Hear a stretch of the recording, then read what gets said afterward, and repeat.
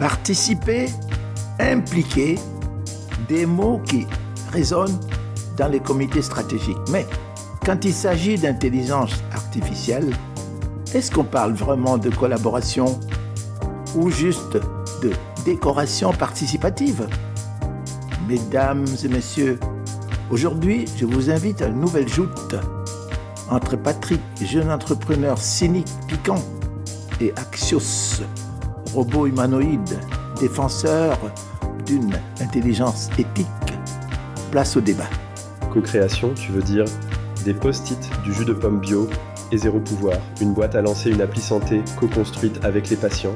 3 interviews, 1 heure, puis silence radio. Le produit final, l'opposé des besoins exprimés, mais dans le rapport RSE, démarche participative inclusive. C'est pas de la co-création, c'est du consentement cosmétique. Patrick, tu as raison sur un point. La consultation creuse est un danger, mais la vraie collaboration, elle construit des systèmes meilleurs. Sans les vécus, les biais s'installent. Sans les usages, l'intelligence artificielle devient intrusive. Les concernés doivent devenir co-concepteurs, pas des figurants. Axios, selon toi, à quel moment ça bascule de la mascarade à la vraie collaboration? 4 leviers. 1. Intégrer dès le début. 2. Itérer sans relâche. 3. Clarifier les limites. 4. Partager le pouvoir. Oui, parfois, un droit de veto, même technique. Le veto, sérieusement, tu veux que des non-ingénieurs critiquent une IA financière? Soyons honnêtes, les citoyens choisissent la couleur des boutons. Quand ça devient technique, ils disparaissent. L'expertise garde la clé. Le reste, vitrine. Patrick, si je te comprends bien, tu voudrais que les experts décident de tout seuls? Non, mais arrêtons l'hypocrisie. Une ville consulte ses citoyens sur la mobilité. Ils disent moins de voitures, l'intelligence artificielle produite, un optimiseur de trafic automobile. Autant leur donner un masque de carnaval, j'ai participé. Si la technocratie reprend le dessus, tout le reste est du théâtre. La vraie co-conception, c'est le mariage du vécu et du calcul.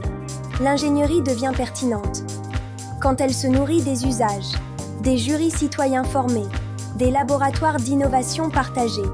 Ça existe et ça fonctionne, si on y croit vraiment.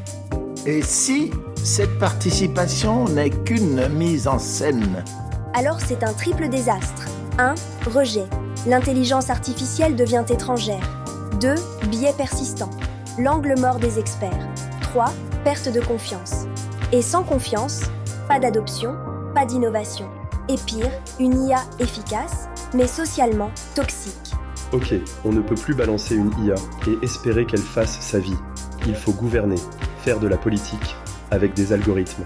Exactement. L'IA est une décision sociale déguisée. Un leader éthique devient facilitateur.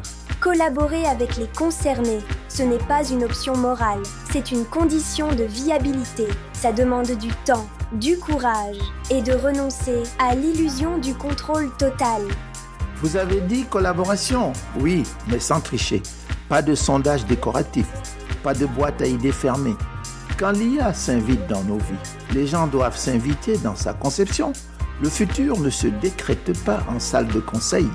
Il se bâtit sur la pluralité des vécus. Et ça, ce n'est pas de l'utopie. C'est une exigence. À suivre quand l'IA se trompe, qui trinque.